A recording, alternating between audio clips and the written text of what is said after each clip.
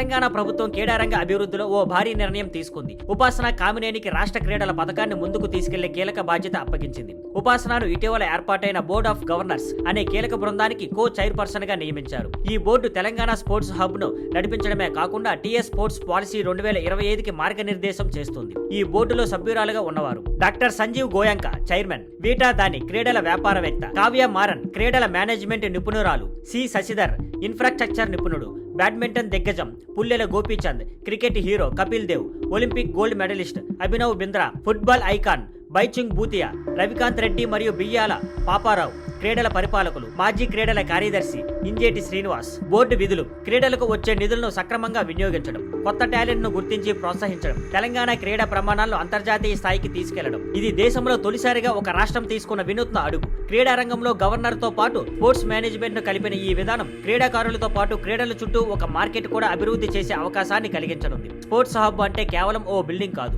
ఇది రాష్ట్రంలోని క్రీడా కార్యకలాపాల గుండె భాగంగా మారనుంది. ఊరెలా ఉన్న టాలెంట్ ఉన్న ప్రతి క్రీడాకారుడికి అవకాశాలు అందేలా ప్రభుత్వం కృషి చేస్తుంది. క్రీడల మంత్రి మాట్లాడుతూ, ఈ బోర్డు తెలంగాణలో క్రీడల దిశ మార్చబోతుంది. మన క్రీడాకారులకు ఉత్తమ మార్గదర్శకులు కావాల్సిన అవసరం ఉంది. అందుకోసమే ఈ బోర్డును రూపొందించాం అన్నారు. ఈ బోర్డు ఈ ఆగస్టు నుంచి పనిని ప్రారంభించనుంది. సందేశం స్పష్టంగా ఉంది. టాలెంట్ ఉన్న ప్రతి ఒక్కరికి అవకాశం దక్కాలి. తెలంగాణ ఆ అవకాశాన్ని ఇవ్వడానికి సిద్ధంగా ఉంది.